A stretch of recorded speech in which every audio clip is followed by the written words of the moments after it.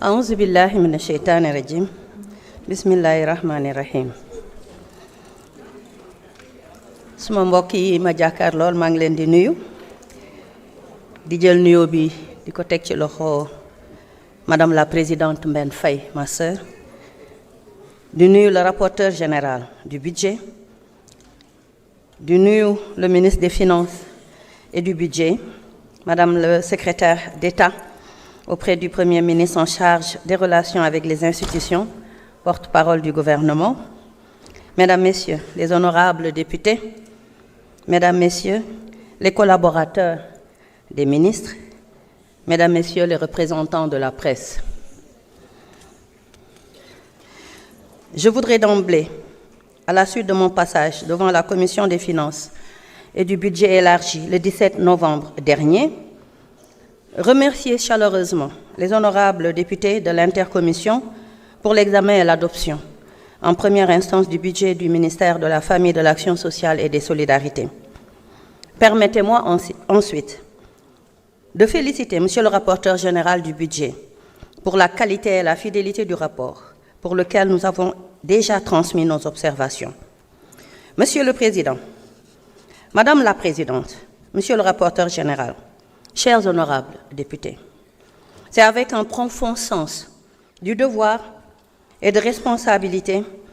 que je me présente aujourd'hui devant votre auguste Assemblée, à l'occasion de l'examen et du vote du budget du ministère de la Famille, de l'Action sociale et des Solidarités.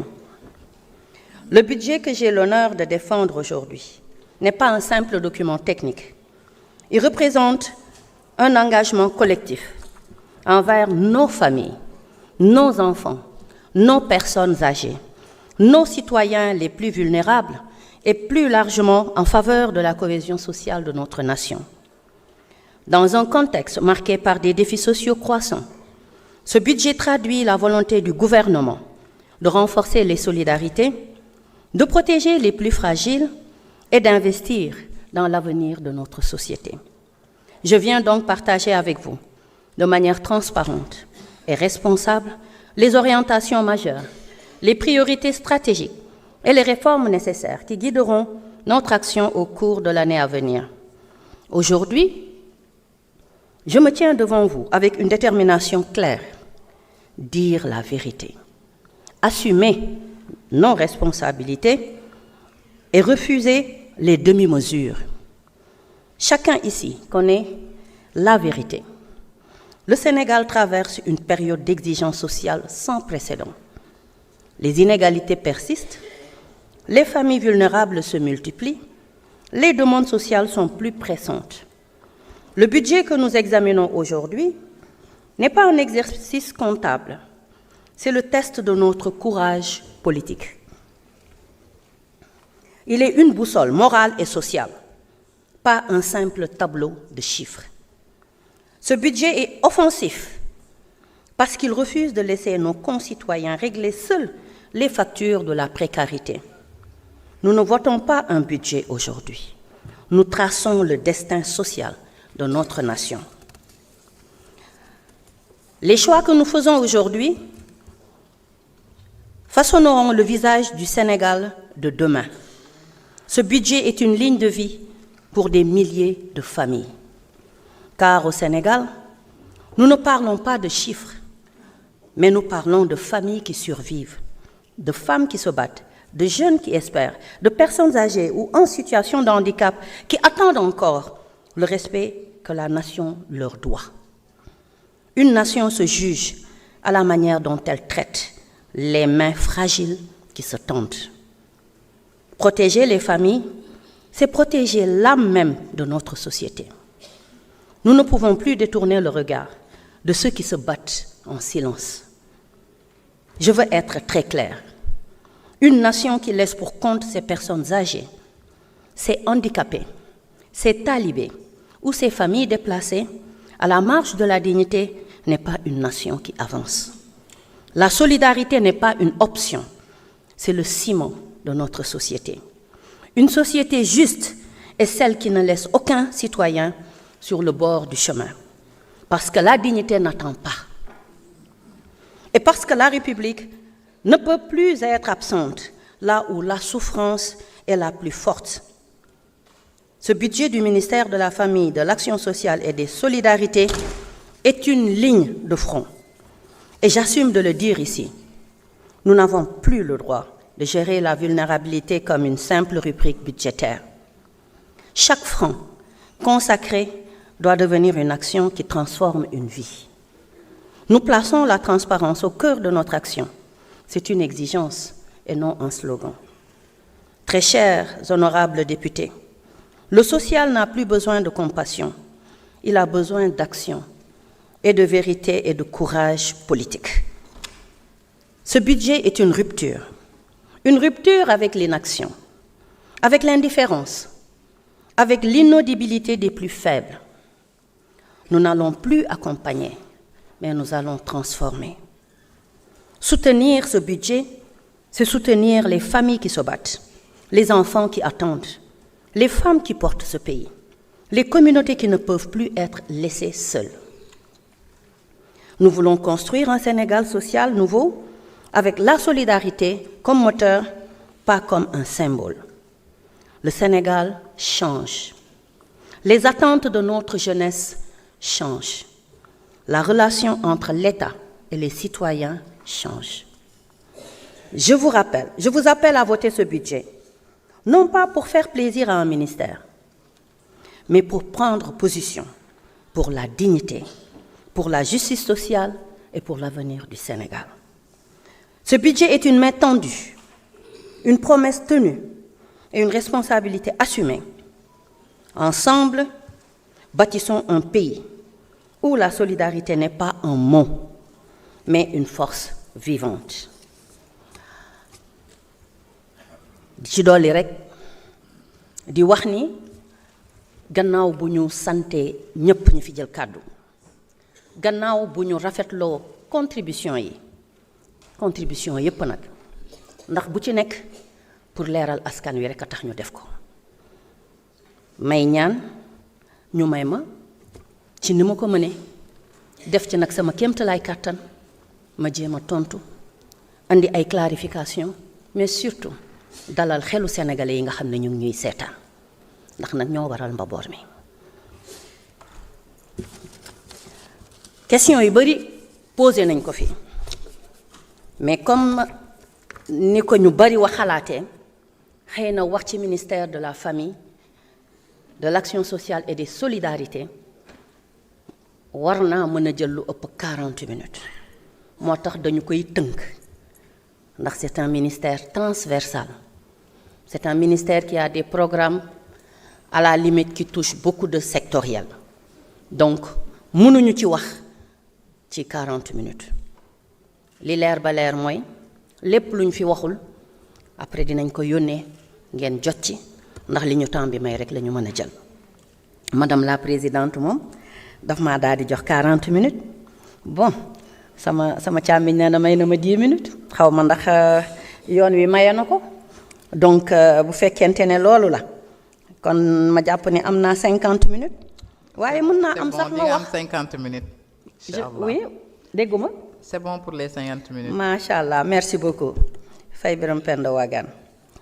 tey moom fayee ni dañ maa séq xaw ma ndax seetlu ngeen koom déet waaye macha allah xel mu dal la parce que li muy wane rek mooy tey sumay sœur laa fi fekk autant que vous êtes ñi bokk ci Pastef ak ñi bokkul ci Pastef yépp waaye samay frère laa fi fekk ñi bokk ci Pastef ak ñi bokkul ci Pastef yépp aujourd'hui c'est le Sénégal qui est là réuni pour parler des intérêts du Sénégal wax nañ lu bari nag ci li nga xamante ne mooy mbirim RNU bi foog naa ni xëy na ñi ci laajte sax am na lu bari luñ ci xam parce que foog naa ne nëbbuñu dara ci liñ doon def boobu ba tey mais RNU bi dafay registre de référence bi nga xam ne mooy tax ba lépp lu ñu bëgg a def ci Sénégal jëmale ko ci néew ju doole yi ci couche vulnérable yi RNU bi la ñu am RNU boobu yàlla dafa dogal bi ñu toogee ci nguur gi président Bassirou Diomaye Diakhar Faye dénk ñu li nga xam ne mooy ministère de la famille, de l'action sociale et des solidarités mook le premier ministre Ousmane Sonko dañ ñoo dénk ñu defaraat ko def état des lieux mais defaraat ko état des lieux boobu nag foog naa ni umpul kenn def nañ ci ay atelier wane nañ ko fépp tàmbali woon nañu ko nekk ci boobu ba tey di doog a yegsi ci cappaandaw ci li muy wane mooy RNU bi actuellement bu ñu yeggee ci atelier de validation ba jeexal ko toll ci li nga xam ne am na léegi ku ko wax ci honorable yi mooy naka lañ koy waxee phase de réclamation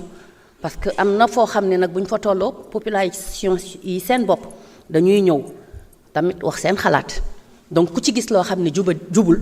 ku ci gis loo xamante ne jaarul yoon wala en tout cas war nga koo signaler nga ñëw signaler ko ñu boole ko ci au niveau des préfectures des sous-préfectures au niveau peut-être même d'autres moyens parce que localité bu nekk ak na muy fonctionner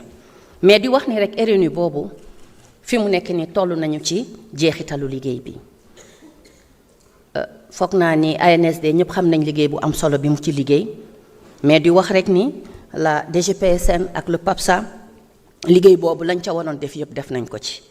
kon décret bi nga xamante ni moo ko régiroon muy le décret 2021 1052 du 2 août 2021 defoon na ko instrument de ciblage bi mooy lan dañu ne réew mu nekk dafa am lu koy defar réew mu nekk dafa am nuñ koy téye waaye ci biir noonu ñu koy téye daf ci am volet boo xamante ni volet bu am solo la muy lu ñuy wax volet protection sociale volet solidarité yi nga xamante ni réew moo dem fekk ko fa parce que nag yamul fii ci Sénégal kese foo dem am na politique sociale mais am na politique boo xam ne solidarité daf ciy feeñ muy décret boo xam ne nag la mu ñu mayoon ñu def ko la ci war yépp def nañ ko li ci desoon mooy kañ naka lañ ko daan utiliser parce que décret RNU boobu bu yemul sax ci ministère de la famille mais dafa dem ba ci yeneen ministères yi ku ci soxla une base de données ku ci soxla li nga xamante ni mooy référentiel ci RNU bii ngay ñëw parce que am na yeneen action yoo xam ne nag yemul ci sunu ministère rek dañuy def social tamit ba tax na liggéey boobu président de la république bi mu toogee li mu njëkk a wax mooy nañu évaluer bi ñu évaluer li ñu njëkk a gis mooy pendant 10 ans c'est les mêmes personnes qui bénéficiaient des bourses alors que 5 ans la waroon a doon kon nag bu loolu amee ça veut dire que ci biir évaluation bi li ñu njëkk seetlu rek mooy ay disparité te ci biir disparité yooyu mën nañ ci limaat yeneen ak yeneen foog naa ni wax nañ ci lu bari waaye li ñu mën a jàpp rek mooy dinañu seetlu ne yenn saa yi dañ ko daan jël di ko politiquer parce que am na gox-goxaat yoo xam ne ña fa nekkoon di ay ayant droit soxla ko sonn lool ba ñëpp seedeel leen ko daawuñu ci sax jot mais ñeneen ñi nekk nañu ñoo xam ne dañuy nekk ci kër alors que benn ménage la ñu waxuñu benn nit nga gis lu ëpp juróomi nit di ci bénéficier wu ci benn ménage yooyu nag ay genre disparité la yoo xamante ni waroon nañ koo corriger ci la ñu nekk moo tax ñu ne bu ministère bi defee liggéeyam ba pare li ci des nag population bay koy mottali ndax su boobaa ku xam comme niñ ko waxee fii léegi ne am nañu ko moomul wala am na ñoo xam ne kat wax dëgg yàlla nañ koy jëlee du noonu dinañ ko mën a signaler ñu jël ko en compte mais cette phase de recertification bu paree normalement war nañoo may nag ñu daal di tàmbali liggéey bi liggéey boobu même bu dee ñu ci bari dañ koo bëgg xëy na utiliser à d'autres fins naan ndax dañ ko daan def ñun defuñu ko neewuñu bàyyi nañ ko waaye nag foog naa ne buñ la dénkee alalu réew mi ci jubal jubbanti sañ nga ne naa xool ba pare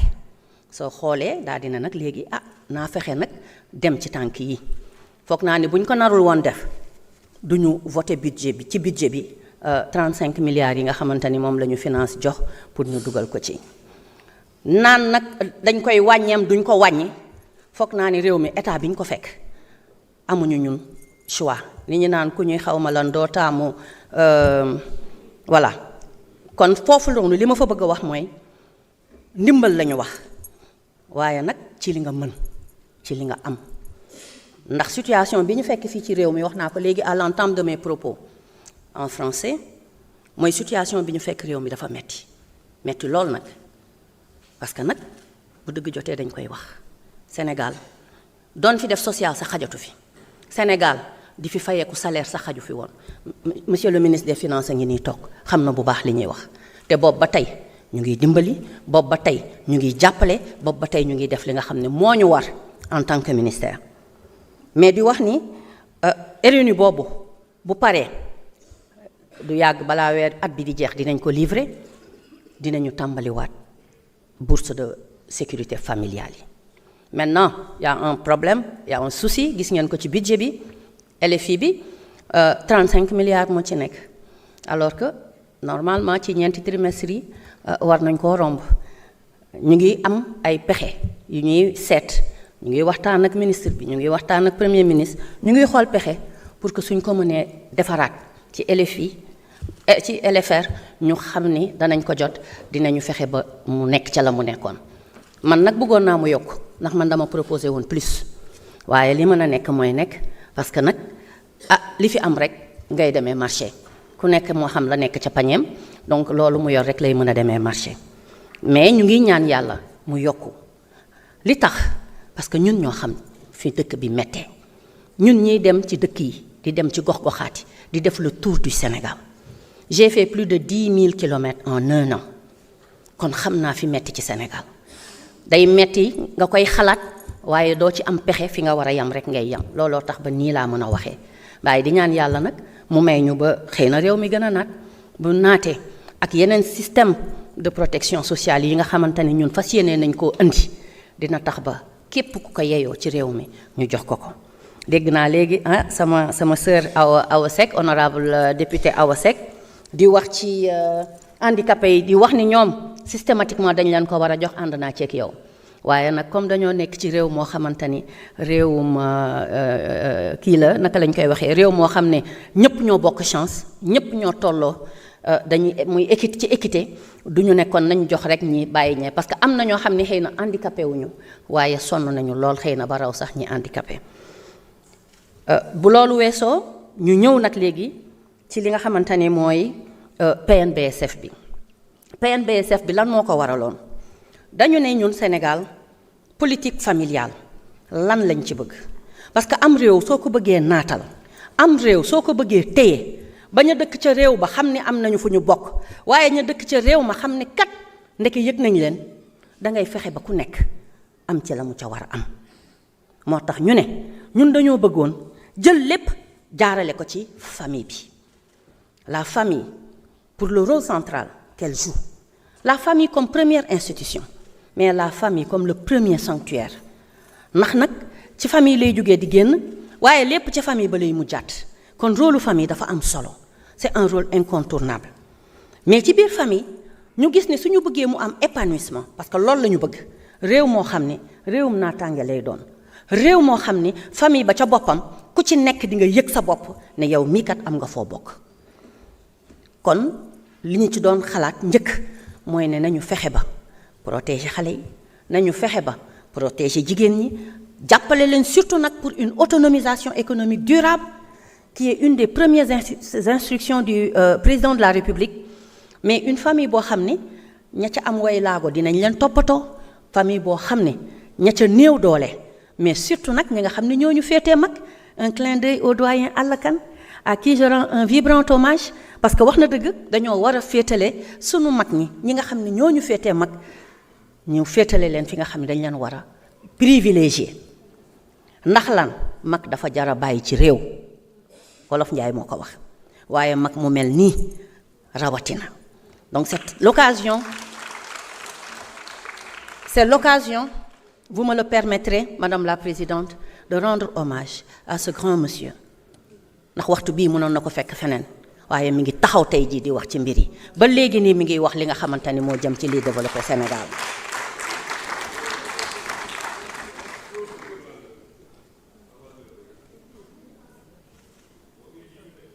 di wax ni li nga xam ne donc mooy bourse yooyu ak lépp lu jëm ci protection sociale d'abord la DGPSN mi nga xamante ni moo ko yore daf ci liggéey bu mucc ayib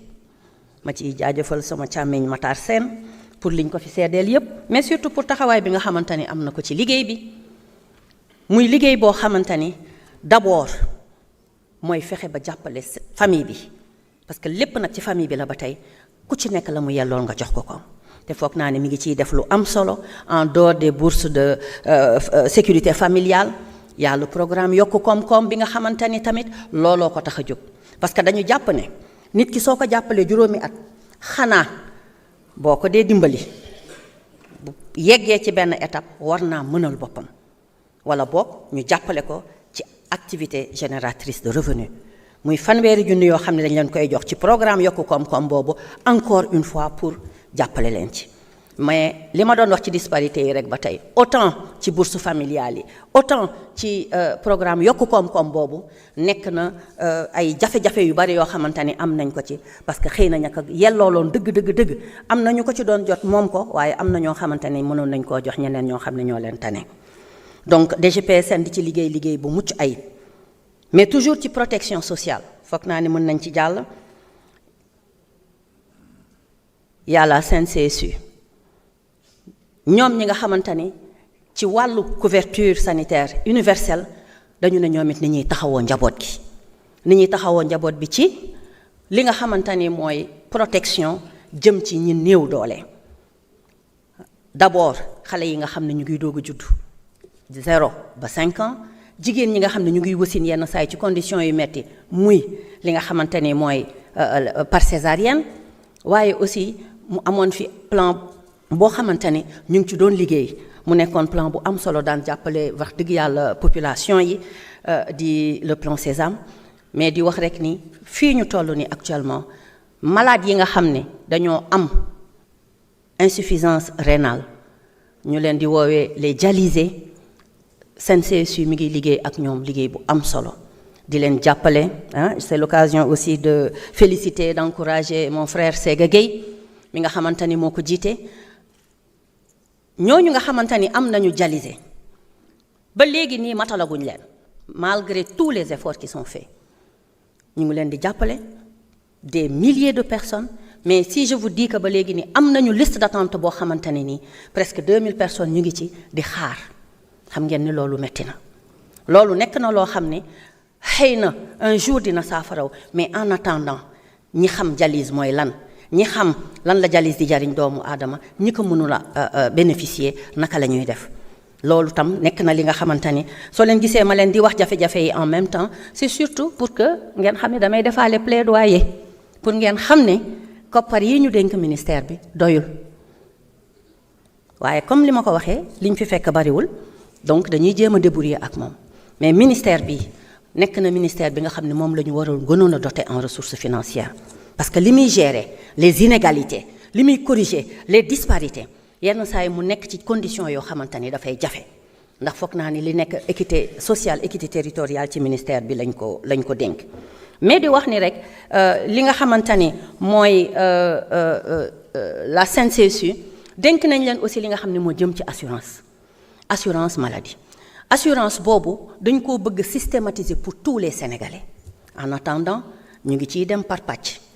gis ngeen mutuelles yi am na ku ko tudd fii léegi le problème des mutuelles doon ci jouer rôle bu am solo waaye dem ba ca biir mu am ay rëq-rëq ndax bor yu doy waar amoon na ci waaye tamit manière bi ñu ko doon defee mooy ci gouvernance bi amoon na lu baree bare lu ci sooxee ba indi une situation boo xamante ne naqari woon naa saafara waaye loolu terewul ba léegi nii ñun ñu ngi ci dynamique bu fexe ba luy assurance fii ci Sénégal nekk une réalité et je crois que yàggul ñu ngi doon def atelier boo xamante ni dañ doon lancer li nga xamante ni mooy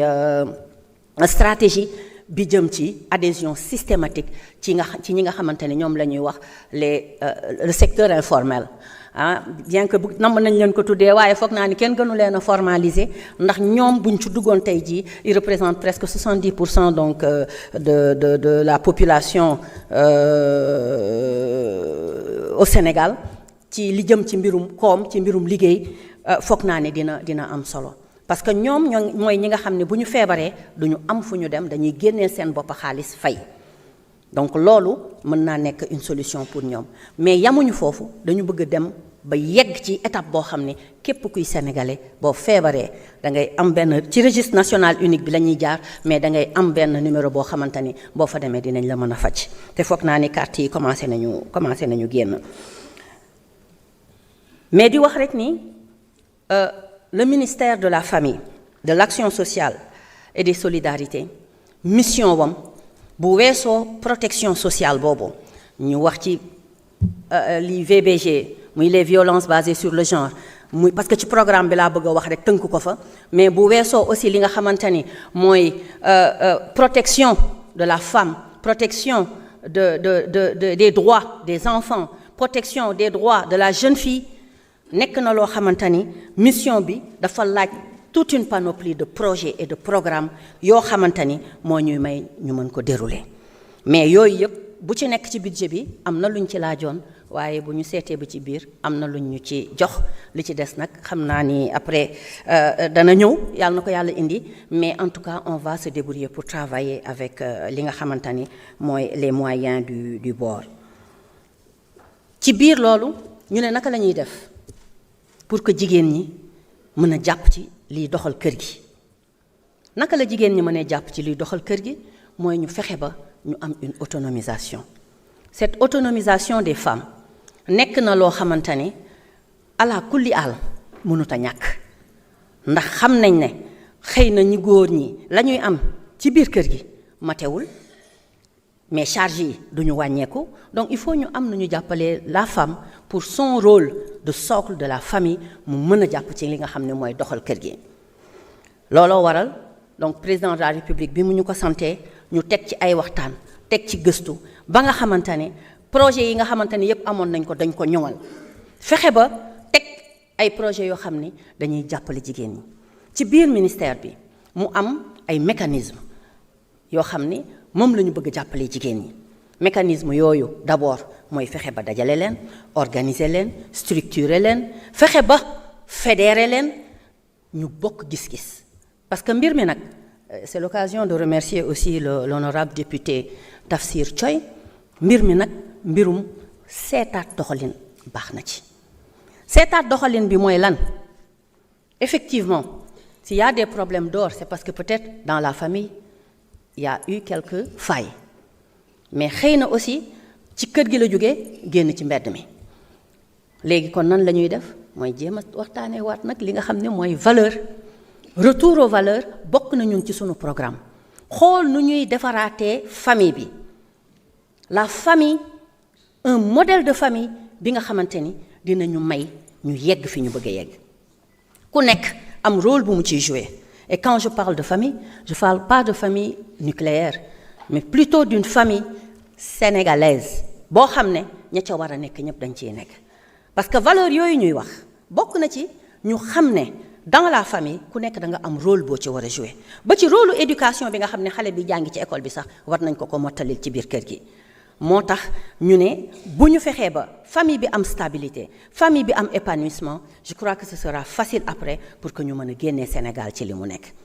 et comme le dit souvent le président de la République quand on va autonomiser les femmes on va permettre à l'État enfin de se développer donc développement au Sénégal faaw ñu jaarale ko ci jigéen ñi en une bonne partie parce que bu ñu amee kër gi dina naat te bu kër gi naatee jàmm dina am li ci des nag ñu mën koo yeggali loolu moo tax ci li nga xam ne mooy sunu politique d'autonomisation de la femme d'ailleurs ñu war a ci fan yi di ñëw je crois le 18 la foog na def atelier bi nga xamante ni mooy atelier de restitution de la loi d'orientation sur l'autonomisation économique des femmes volet boobu buñ ko matalee rek danañu mën a yegg fi ñu jëm mais pour loolu en dehors de regrouper les femmes en dehors de les organiser mais après il faut trouver des mécanismes d'accompagnement il faut que comme ni ko waxee léegi sama sœur Marie Angélique Diouf ñu bañ a yem ci jox leen xaalis rek bàyyi leen et nous on l'a compris très tôt moo tax on a un concept boo xam ne dañ ko def ci biir ministère bi tuddee ko les 3F muy financement boobu ma sœur mais di aussi formalisation formation ba nga xamante ni dinañ leen mën a may ñu am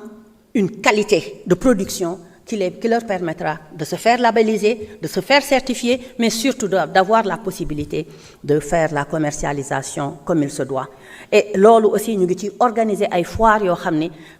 de manière périodique et de manière géographique dañuy fexe fii ci Dakar comme ci yenn régions yi gën a sori ñu fexe jigéen ñi di fa daje ci ay foires di waxtaan. démb rek ñu ngi waxtaan ci concept boo xamante ne bëgg nañ ko lancer muy le système du troc. duñ ko tuddee troc mais c'est le système du troc pour que jigéen ja ne Casamance di defar géejam di defar diwtiiram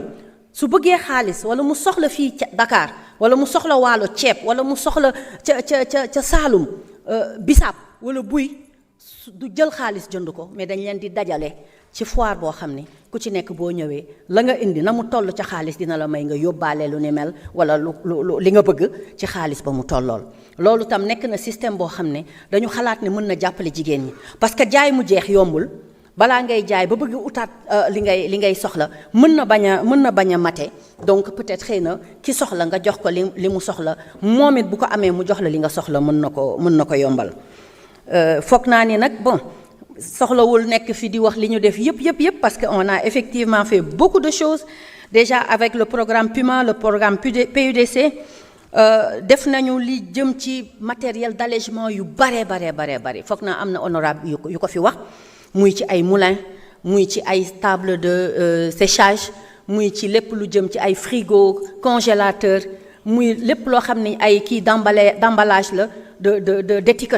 d'étiquetage excusez-moi fexe nañu ba yenn zones yi bu ñu fa demee ñu jigéen ñi mënal seen bopp loolu te foog naa ni am na ku ko fi wax léegi loolu mi ngi nekk en marche. ministère bi ci ay canevas yoo xamante ni qu'ils sont propres mi ngi ciy def liggéey bu mucc ayib mais di wax ni que pour démarrer 2026 parmi les projets prioritaires de l'agenda le projet national d'autonomisation des femmes bi nga xamante ni parmi les composantes am na ci la construction d'infrastructures ñu bëri wax nañ fi ay construction muy maison de la femme di maison communautaire yu mel noonu foog naa ni démb rek ànd naa ak programme bu ñuy wax PADES tamit nekk ci ministère bi ki nga xamante ni. Encore 20 minutes madame la ministre. Merci beaucoup ki nga xamante ni moom mooy la coopération italienne financé ñu ko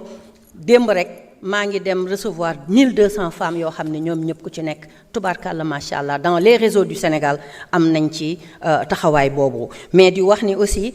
tabax nañ ci ay dispensaires tabax nañ ci ay maisons de la femme équipé nañu aussi maanaam pour wax rek ni ñu ngi def li ñu mën mais nag doole ji matewul mais en tout cas defar nañu lu tolloo 14 unités industrielles yoo xamante ni ci chaque région am nañ fa li nga xamante ni moo leen di dimbali pour ñu jàpp ci mais ci biir loolu toujours dans la protection le volet de protection de la femme le genre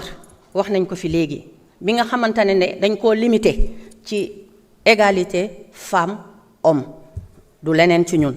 am na lu bari loo xam ne liggéey nañ ko ci lu am solo loo xamante ni pour jigéen ñi mënal seen bopp pour jigéen ñi am fit pour jigéen ñi mën a demal seen bopp nekk nañ ci di wax rek ni par rapport à ça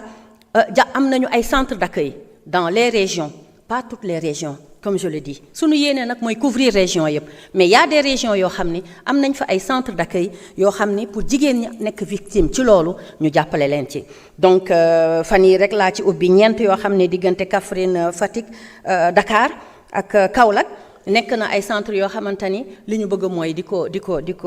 dupliquer ci région yi comme 20 minutes moo ma dese damay jéem wax ci équité pour la diaspora muy loo xam ne lancé nañ ko une stratégie nationale de l'équité bi nga xamante ni dañoo jël benn consultant jox ko liggéey bi pour mu mottali ko incha allah bu jotee dinañ jot les résultats xam naa ni livrable yi du yàgg mais objectif bi ñu ci am mooy def cartographie bi nga xamante ni lépp luy situation d'inégalité d'inéquité ñu am ko et là ça nous permettra de mieux appréhender de voir que lii moo dox ci zone bi lii moo war a dox ci zone bi parce que toujours j'aime le répéter équité ne veut pas dire li honorable député Sophie Mbaye am ca Pikine ñu ne dañoo bëgg waa Tambacounda am ko déedéet dañu bëgg moom ni mu amee li ko neex biir Pikine ñu bëgg waa Tambacounda am li ñu bëgg ñoom ca Tamba ca waxtu bi ñu ko soxlaa donc foofu mooy kenn ëppalewul kenn mais ñëpp mënuñoo yem amandoo la même chose di wax ni aussi toujours dans la diaspora ça c'est au bonheur donc de mes frères de la diaspora le DG Séga Gueye de la CNCSU va effectuer une mission dans la diaspora pour l'enrôlement de leur famille loolu tam baax na ndax picc nga ca kaw xel maa nga ca suuf ñu ngi ci biti waaye seen njaboot gi lépp lu war ci ñoom ñoo koy def donc loolu am na solo li jëm ci protection la loi d'orientation de la protection sociale les personnes vivant avec un handicap wax dëgg yàlla lu bari def nañ ko fi ndax nag l'administration est une continuité loolu lañ fi fekk mais di wax ni li nga xam ne jot nañ ko def ñun li ñu bëgg mooy mu gën a kawe. Donc il y a la prise en charge des personnes en situation de handicap détentrices de la carte d'égalité de chance. Il y a la prise en charge donc qui a démarré d'ailleurs dans le centre de promotion et de réinsertion sociale de Yène en attendant la mise en place des codes QR parce que ci loolu la ñu bëgg a jëm l'application des codes QR. Et pour dire aussi que l'agence de la couverture sanitaire universelle a pris en charge 2403 cartes d'égalité de chance à Dakar, 2862 à Thiès, 13 400 en cours dans les autres régions et l'enrôlement va continuer dans toutes les régions. Bon, xëy na après dinañ ci joxe information yi war pour ne pas donner tous les détails ci fan lañ koy amee naka lañ koy defee mais di wax rek ni nombre de cartes yi ñu produire ñu ngi ci 10 021 cartes soit 8,2% ci quota bi yépp donc les services pris en charge par la carte d'égalité nekk na li nga xamante ni mooy lépp lu jëm ci seeni mobilité li nga xam ni moo jëm aussi ci seen wér-gu-yaram député Safiatou Kane wax na ci daara yi aussi mu nekk lu am solo prise en charge sanitaire des daara CNCSU mi ngi ciy def enrôlement bu bees boo xamante ni avec la nouvelle carte CNCSU dafay am un portage national mais xam ngeen ni ci biir loolu tam identification bi ñu war a def muy cartographie des daara ñu tàmbali ko parce que cabinet bi mi ngi tàmbali liggéey bi président de la république santoon ñu ko danañu gën a yombalal tam liggéey boobu parce que boo bëggee daara bu ne nga wër fa dem fa du yomba et loolu foog na ci jubal jubbanti bi loolu nekk na lu am solo mooy fexe ba liggéey bi ñuy def ñu teg ko ci lu structuré ci lu organisé suñu nee dañuy dimbali daara yi ñu ne yan daara la xam daara yi nga xam ni dañu formel daara yi nga xam ni ba léegi nii des nañu xool nuñu leen di jàppalee ñu dem ci loolu et je crois que du yàgg dinañu organiser les assises des conditions de vie dans les daara comme ni ñu ko président de la République santé pour que mu gën ñoo may acteurs yëpp ñu boole leen ñu waxtaan ci loolu donc pour loolu aussi voilà daara yu bari jël nañ leen ci 25 000 talibés de ndongo daara sont en cours d'enrôlement à Touba loolu fu am na ko tudd léegi daara yi ci Touba foog naa ni loolu xëy na dina ci am soulagement mais dire aussi que 3596 sont déjà enrôlés à Diourbel de manière effective kon pour dire que félicitations monsieur le directeur général il y a un travail qui est en train de se faire 4400 ndongo daara enrôlés dans les autres régions du Sénégal dans le cadre du programme CMU Dara.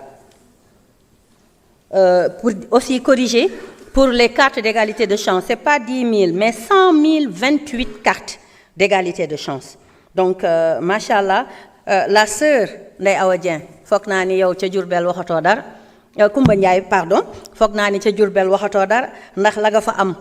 bu ñu ko defee ci région yëpp dinañu permettre enfin ñu mën a jël en charge li nga xam ne mooy protection des enfants surtout xale yi nekk ci daara yi ndax ñoom ñooy nekk taalibe wala ñoom ñooy nekk dans situation de rue kon ñooñu bu ñu leen jëlee rek naka lañ organiser leen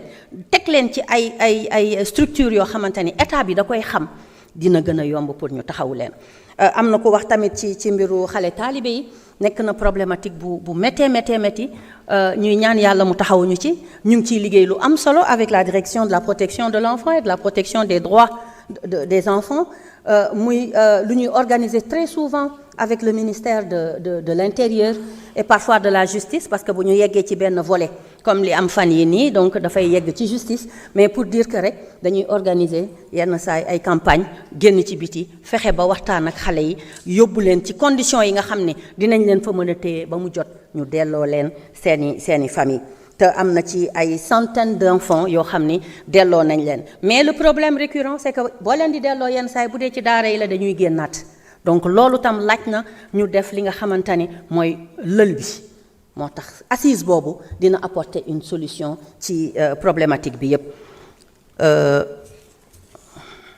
am na ku wax ci statut pupille de la nation ce que la loi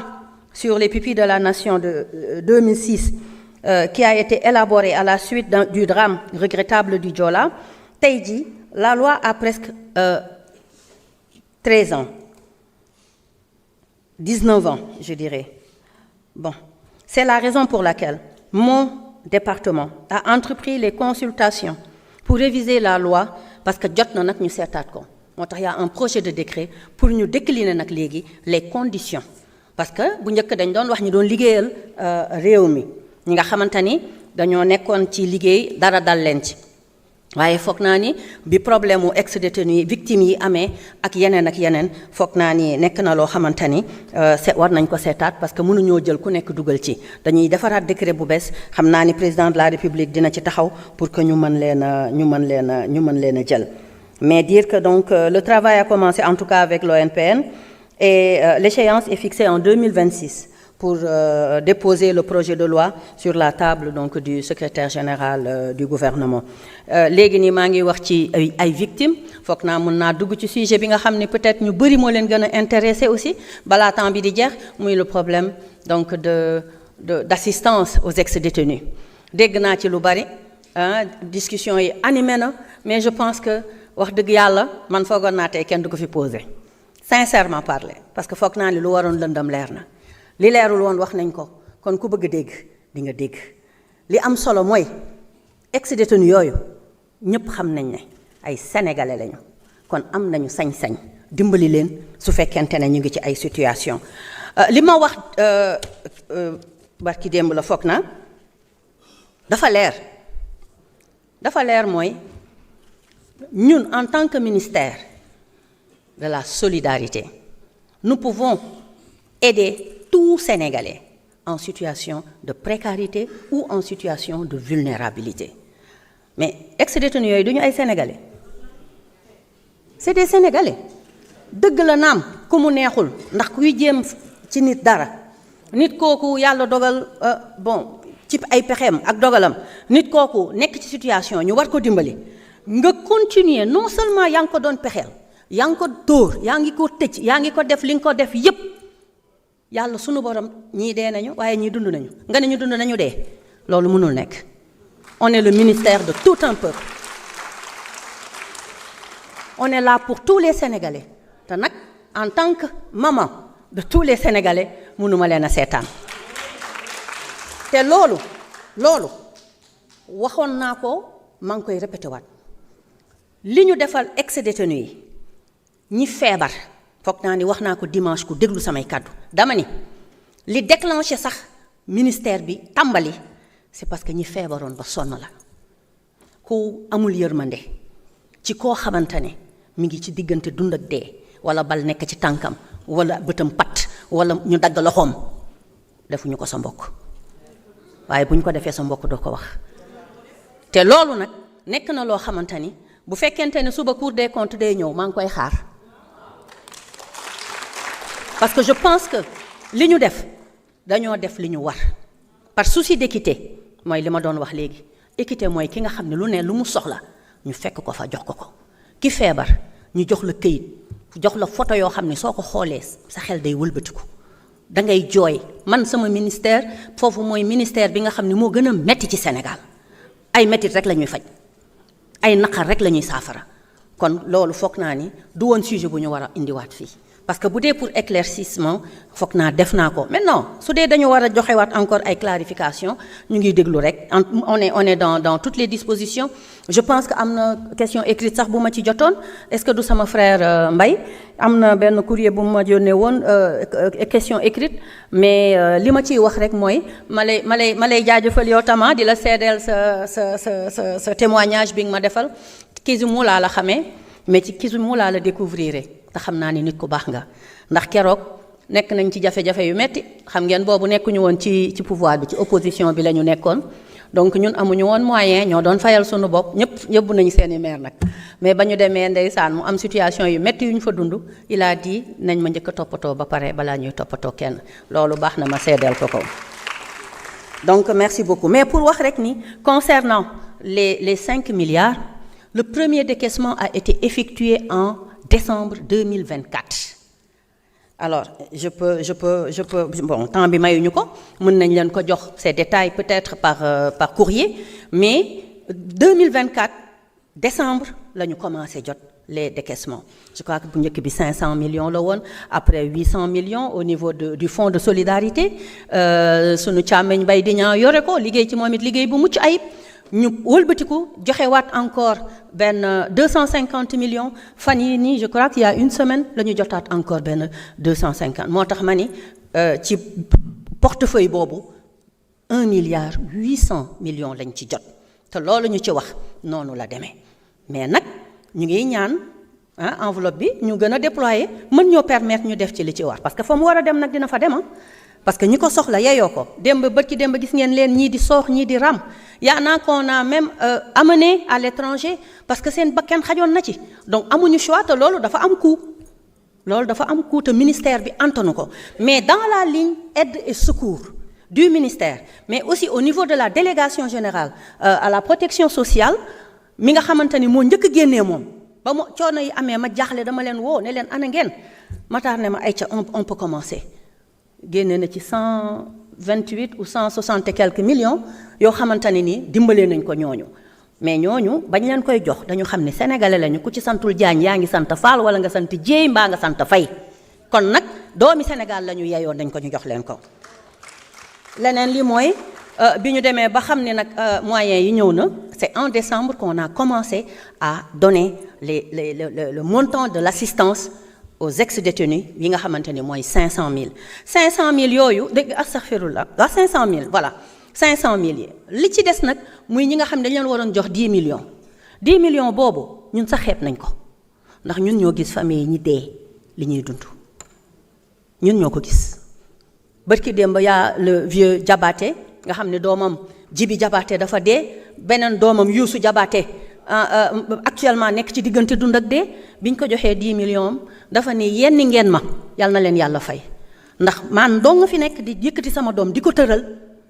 te awma doole je suis à la retraite li ngeen ma joxoon 9 millions yi jënd naa ci benn xaaju kër lu ndaw loo xam ne am naa ci ñaari néeg fa laa nekk ak sama njaboot su ngeen ko deful woon dina metti te fa mu dëkk la mu ruqe ak sori moo tax mu mën koo am kon loolu matul dara 1 million bi nag maa ngi ciy continuer di faj sama doom kooku la muy fajee doomam bu jeexee lan la ñuy wax donc assistance bi ñuy def lu jaadu la yéen nag la ñu yaakaar pour ngeen fexe defal ñu plaidoyer jàppale ñu ci pour que ministre des finances ak li nga xamante ni mooy gouvernement wu Sénégal yu yokk ko parce que ñu bari dañoo feebar ci réew mi Sénégal ci boppam moo feebar le Sénégal est malade ñépp a sonn ñi ñu ko yaakaarewul sax ñoo gën a sonn kon nag ndimbalante ak jàppalante yërmande dafa am solo ci doomu aadama. Merci beaucoup madame la ministre. waaw merci beaucoup. maa ngi leen di gërëm di leen jaajëfal bu baax.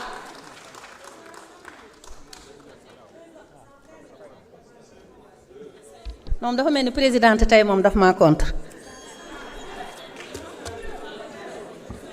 dama laa yërëm ci taxawaay bi rek.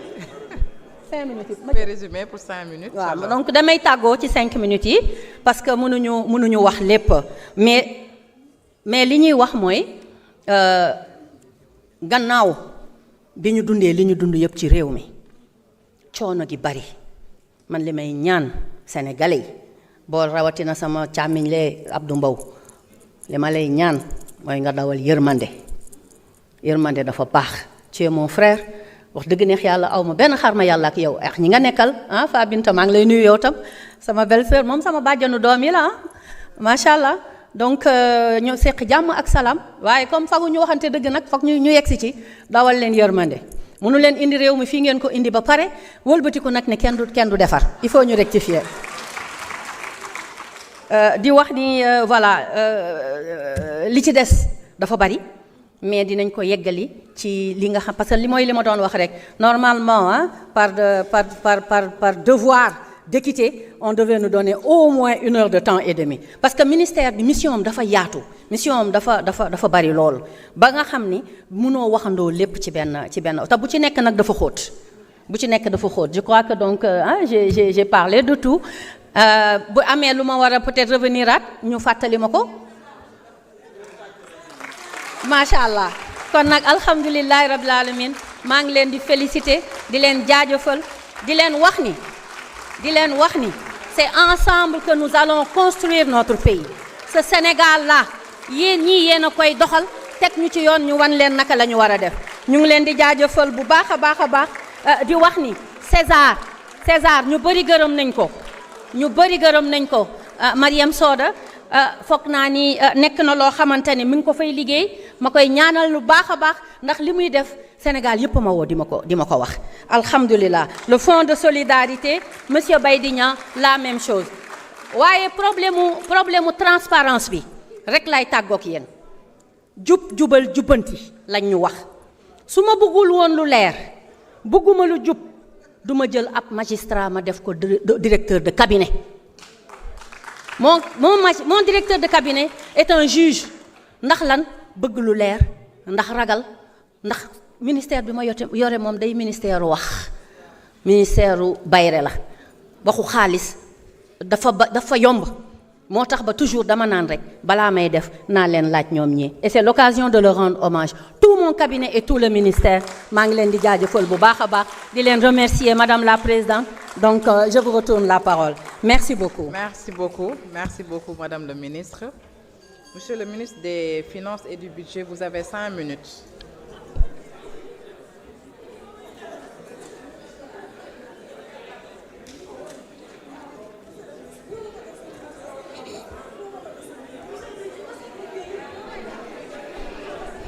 Madame la Présidente, Mesdames, Messieurs, honorables députés, Madame le ministre,